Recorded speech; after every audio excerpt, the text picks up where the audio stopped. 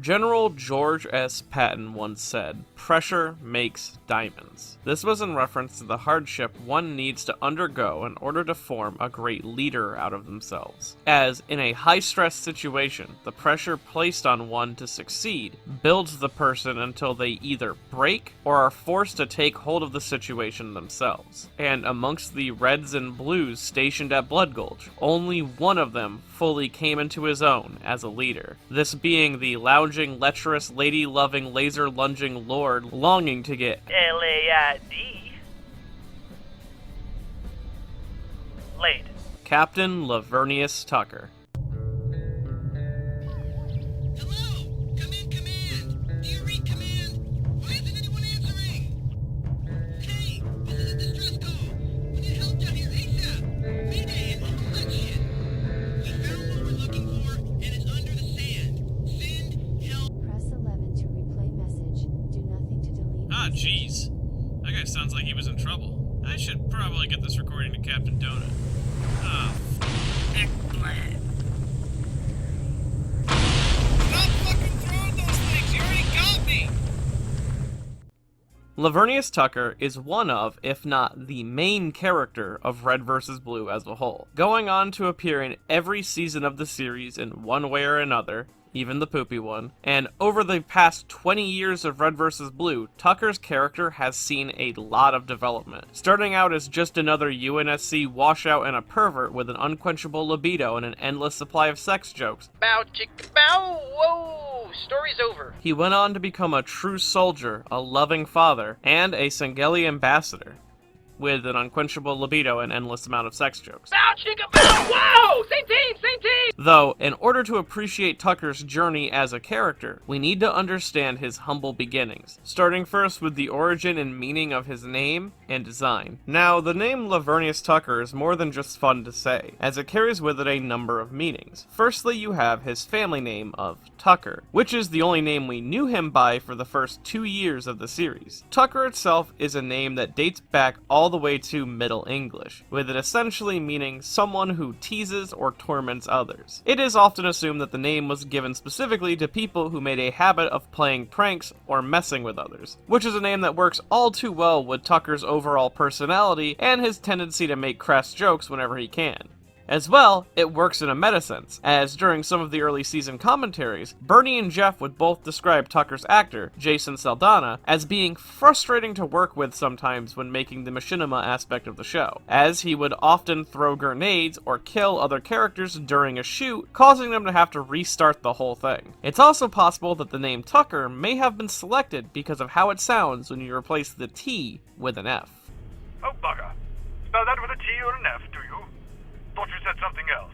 Then we have the name Lavernius, which was revealed in episode 54, Hello, My Name is Andrew. Now, the name Lavernius derives from Laverna, a Roman goddess of thieves and cheats, and is a name that fits Tucker's character rather well early on, as not only does he end up stealing a Sengeli's energy sword and denying them of their own holy quest, but Tucker also is notorious for stealing things off his dead allies, from wanting to steal Church's sniper rifle after he gets killed by the tank, to how his iconic armor, the aqua blue simulation troop armor, originally belonged to his captain, Butch Flowers, who died of an aspirin overdose. That's horrible. This is a sad day. I got dibs on the armor. I've also always assumed that the armor belonging to Flowers is in part the reason why only Tucker's armor continues to be covered in that black stuff whenever he walks through a teleporter, as the color the armor takes on after using the teleporter resembles that of Freelancer's Special Ops Black, which is how Tucker and Caboose were able to fool the Reds into thinking that the Blues had more Freelancers at their base. And the Reds were partly right, as Captain Flowers is actually a member of Freelancer, and his codename was Agent Florida. So his armor changing colors might have actually been a mechanic built into the suit that Tucker was just never informed about and has never figured out. Though I'm not entirely sure if that's what the creators intended, it's just my best guess to why this long-running gag has continued with this character, and why when he teleports using a different method, his armor doesn't change. Though the reason Tucker wanted the armor in the first place had to do with how different colored armors are perceived in the universe of Red vs. Blue. So, of course, I'll I'll explain the out-of-universe reason for armor color and why it's important. Armor color allows for the audience to instantly identify a character by sight. That way, when you have two very similar looking characters talking to each other, we know who is saying what in which scene. Though, this does lead to some issues where, due to certain game modes required to film certain scenes in Red vs. Blue, especially in the Combat Evolved engine, the crew had to have some characters in certain colored armor at certain places in order to keep up the illusion. Thus, they needed to create an explanation as to why some characters have certain colored armor. And that explanation being that simulation troops, when they are initially deployed to a base, are deployed with standard issue reds or blues, depending on their team. We can see this clearly with Caboose and Donut, the new recruits for both armies. As well, we even see that Tucker used to wear the standard issue blue during his first deployment in Blood Gulch, thanks to the many flashbacks we see throughout the series. Though, once a red or a blue has shown exceptional prowess in their actions, Command will reward them with a special tint of armor, best seen when Donut was given his light red armor for capturing the enemy flag. Though, as I said earlier, Tucker didn't exactly earn his armor change. Instead, he stole it off his dead captain, which honestly works perfectly for his unpretentious attitude, where he doesn't try too hard to succeed. As well, he isn't opposed to letting others take on the role as leader as long as he looks cool all the while. This is because Tucker didn't join the army for any noble reason. Born and raised in Detroit, Michigan, Tucker enlisted into the UNSC after hearing that chicks dug a man in uniform, and he hoped that he could quickly be sent home after receiving a non-fatal injury to the foot, which ironically is a reoccurring injury in the series that never really turns out well for the recipient. Though, when deployed, Tucker signed up under a false identity, claiming to be a licensed physician named Dr. Cloitus, in hopes his fake medical license would help him meet chicks in service. But he was caught rather quickly, and his service was then transferred to Project Freelancer, where he met with and was interviewed by Captain Flowers. Passing the trial without even knowing what he was there for, Tucker would go on to be one of the 3 Blues stationed at Blood Gulch Outpost Alpha, alongside Flowers, and of course his soon-to-be friend, Leonard L. Church. Speaking of Church, the two of them would bond rather quickly, as they found their own footing together in the Blue Army, beating off boredom by testing things like their equipment, such as the teleporter, where they threw rocks through it, only for them to come out the other end smoldering in black. They also would spy on the Reds rather frequently, usually when they got intel from Command, or sometimes when they were just bored. Though, after Captain Flowers died, even though Tucker took the armor of Blue Captain, he left the role of leader up to Church. Though, according to Sister's report, it's very possible that Tucker was intended to be promoted to captain when she arrived. Your commander died, and one of the troops was going to be promoted, and I was sent to replace the missing troop. Now, the reason that Tucker turned down the role is both because he's too lazy to take on the role of leader for himself, and he knew that Church would be pretty lax as leader as well, but he also subconsciously feared the responsibility that came with being leader, always fearing that he may not be good enough to take on the position, and he was worried when people put their trust in him. Though his complacency with Church's role didn't really stop him from complaining, though. Best seen when he would bitch about not getting to use the sniper rifle when they would go out and do that thing where they look around and gather information. It's like scouting, but way cooler. I can't remember the word. But soon, Church would die, breaking the one rule of Blue Team for the second time. Because of this, Tucker is then forced to take on the role of leadership for a limited time, first telling Caboose to clean his armor, but then issuing a replacement order to Command, which would then go on to set into motion everything to come. Though soon enough, Church's ghost would return, and he would resume his leadership position from beyond the grave. Though, as the events of Blood Gulch would unfurl, Tucker would be given more and more responsibilities by Church, often being left in charge of Blue Team while Church was either incapacitated or haunting something. This helped slowly grow Tucker's ability as a leader, so much so that Krovos, the hottest character in Red vs. Blue, fight me, Me?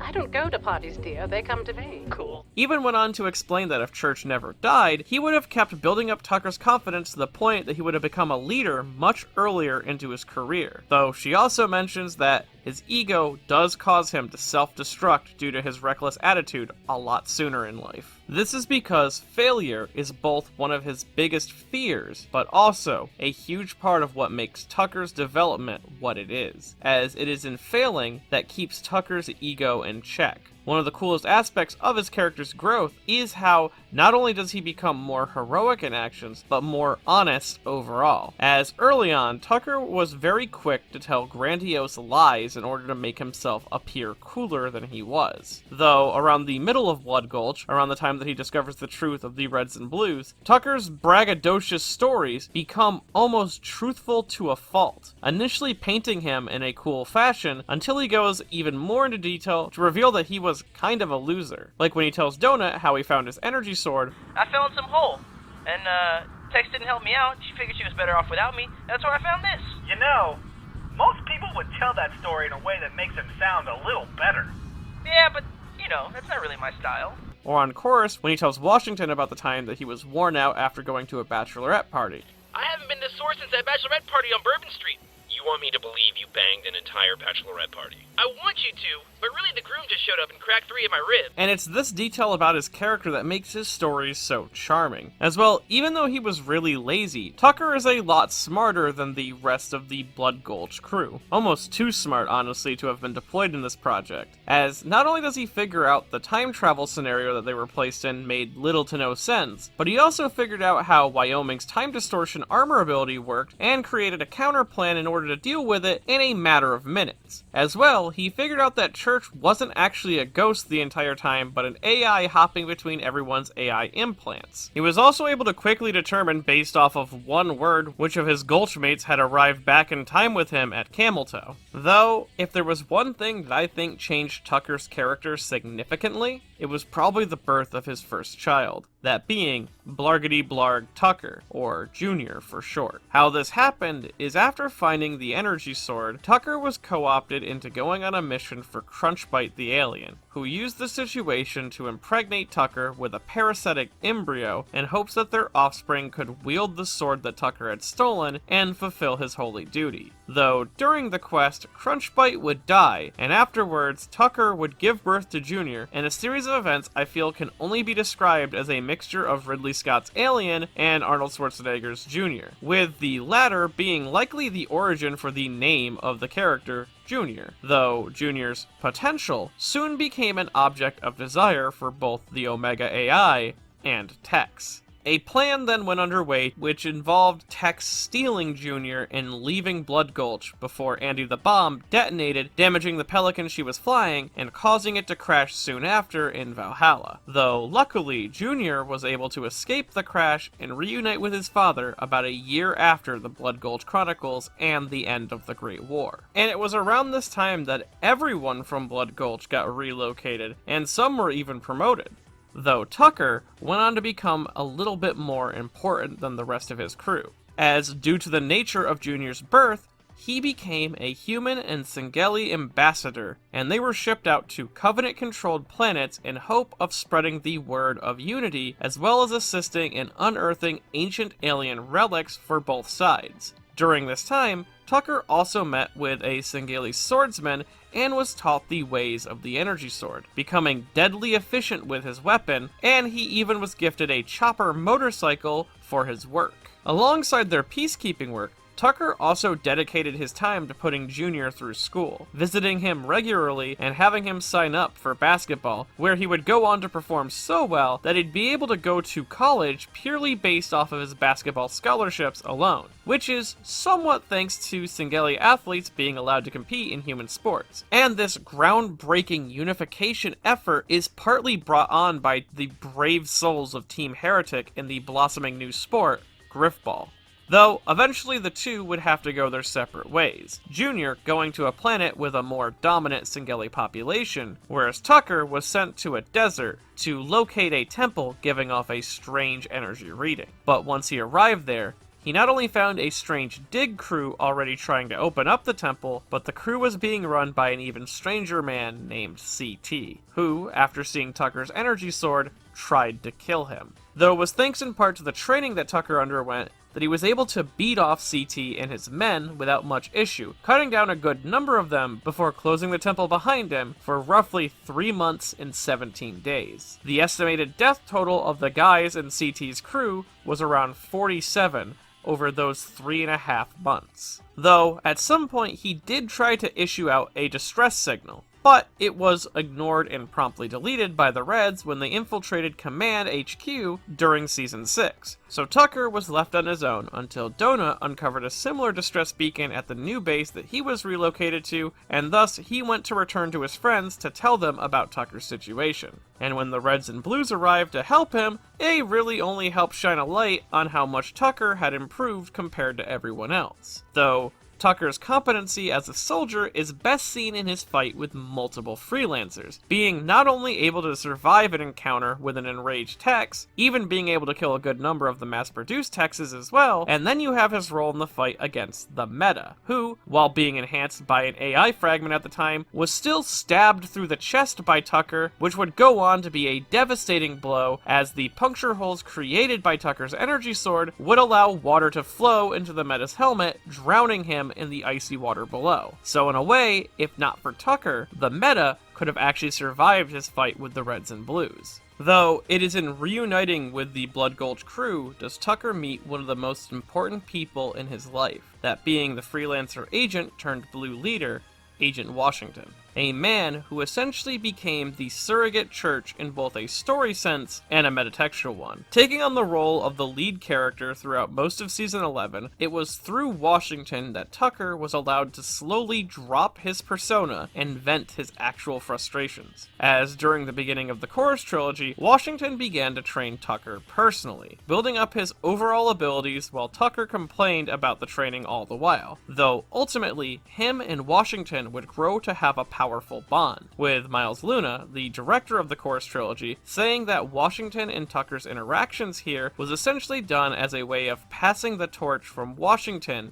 to Tucker. And Tucker, through Wash's training and his own actions on Chorus, had become both a leader and the lead character of the series, as he's not only able to overcome Felix and Locus, but he was also able to unite Chorus as a whole. Though, speaking of Felix, he is a great foil to Tucker as a character. With them both being these braggadocious storytellers who speak usually in half-truths, are constantly flirting, and have an affinity for blades, they mirror each other rather well. As well, working with basic color theory, oranges contrast against lighter shades of blue, such as aqua, so Felix's armor is even the perfect opposite to Tucker's. They're even both known for stumbling upon alien technology that offered them unique advantages on the battlefield, with Felix having his energy shield and Tucker having his energy sword. Though, most importantly, both of them heavily rely on their partners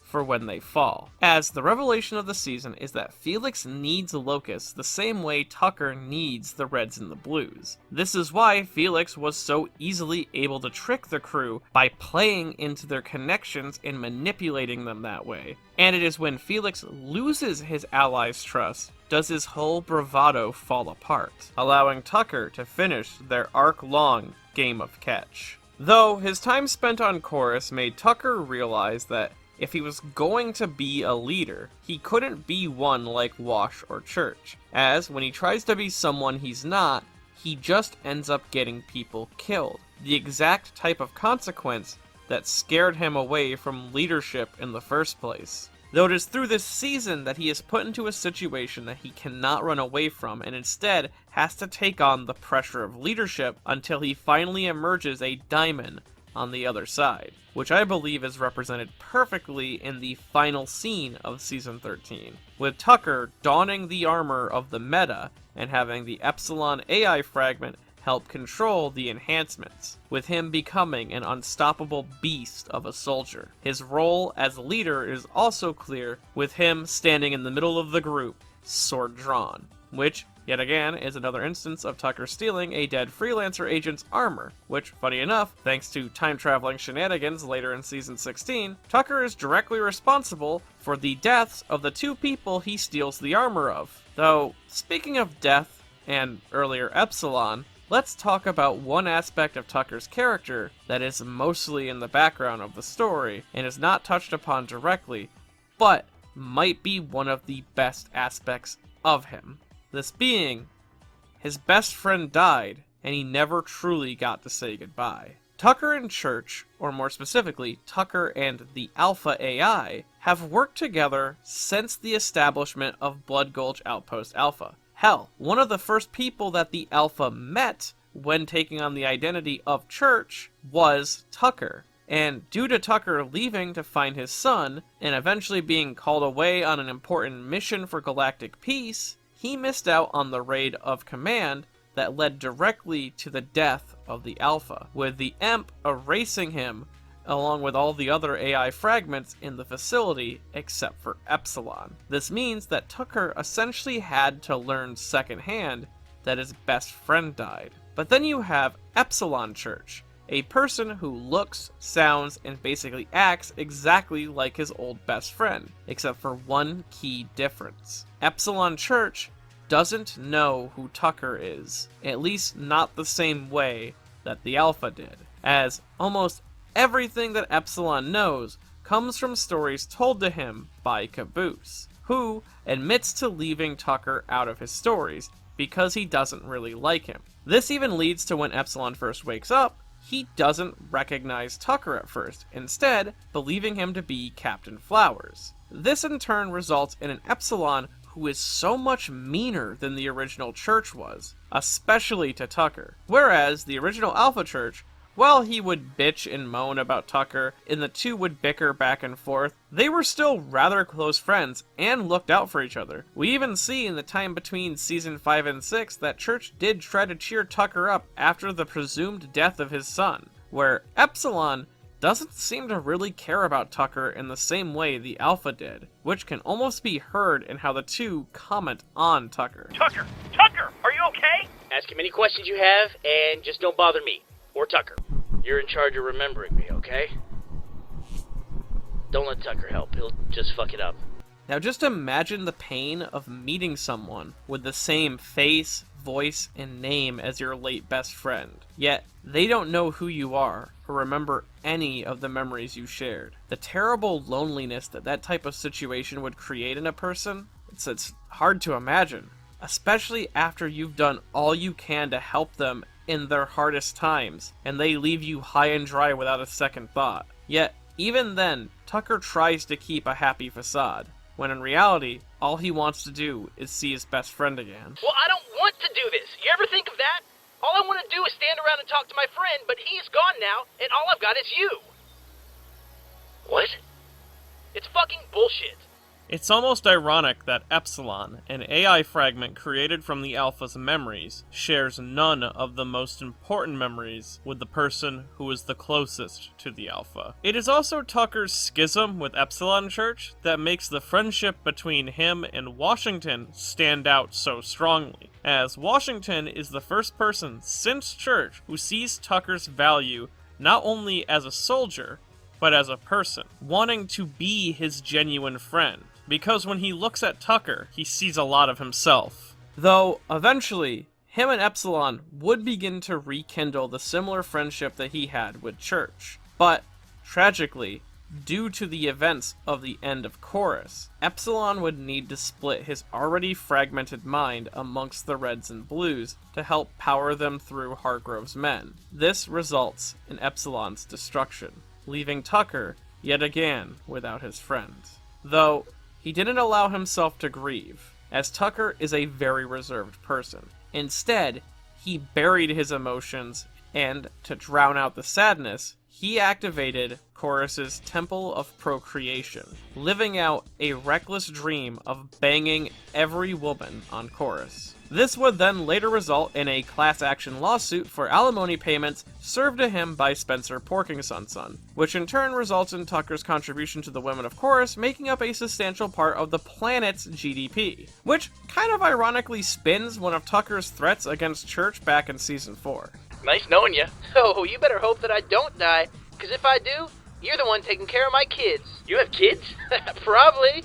But also, like other events through Season 5, this was supposed to play into the season's theme of consequences. But this season also works as a great representation of Tucker's greatest character flaw, that being both his ego and his anger. As during this season, Tucker is stripped of basically everything that made him who he is, as, thanks to Chorus, he is able to overcome his fear of leadership, which continually fed into his own ego, causing him to fall for his own hype in a sense, which, when presented with an opportunity to save his friend, that being a distress beacon from what appears to be the Alpha AI, the original church, he jumped at it without thinking.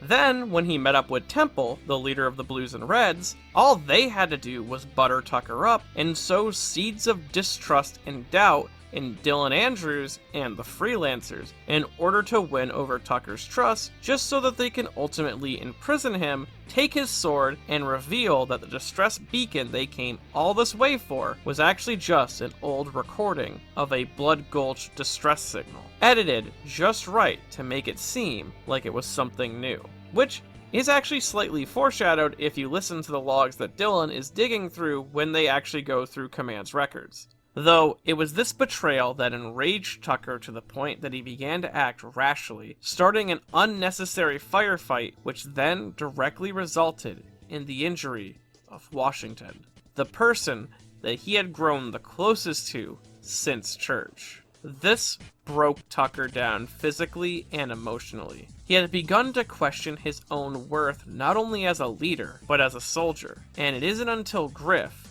the other real major focus of Season 15, tells him that they need him, as outside of his stumbles and failures, Tucker is the most competent member of the Reds and Blues. As well, the scene of their conversation here almost mirrors that of Temple and Biff's own conversation earlier in this season, which is a nice way of saying that even if Tucker fails, if his friend is gone, if Washington is hurt, he still has a family amongst the Reds and Blues. They may bicker and fight, but they can rely on one another when times get hard, and overcome any obstacle, just like they did with the meta all those years back.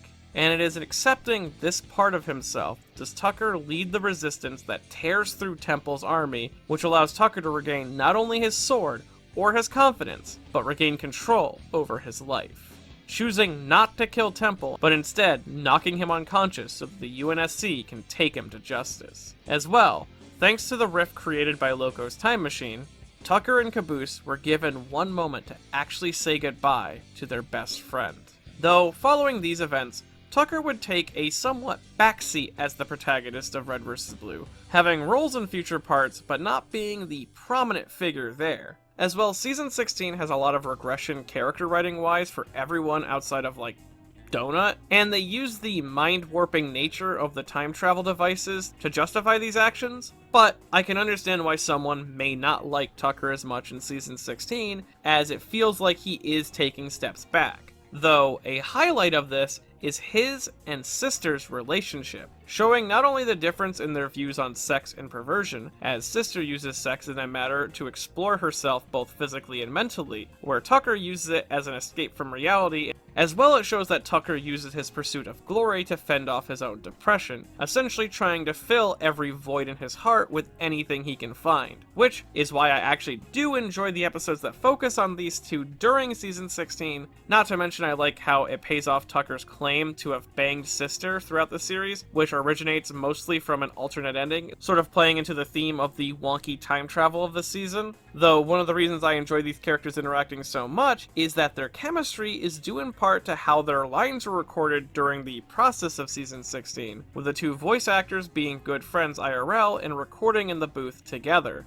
It's actually thanks to Jason that Rebecca was even able to audition for Red vs. Blue to begin with as well, though a lot of how they act is based on the effect of Krovos' time gun, elevating their negative qualities. But more importantly, Season 16 does have a good moment for Tucker, where he learns that his actions not only caused Washington's injury, but due to the nature of the wound, Washington has been left with permanent brain damage. And after learning this, he shoulders the responsibility for the injury onto himself alone, recommending using the time gun to go back and undo the injury, and once he gets everyone's approval of this plan, the Reds and Blues end up breaking time, and then are forced to confront their worst regrets and relive the worst moments of their life, before eventually overcoming it and ending up getting trapped in a megastructure called the Labyrinth, which then makes them confront their greatest personal fears, and in a perfect representation of Tucker's growth as a character throughout the series. His fear doesn't manifest as some sort of scary enemy like it did on Chorus,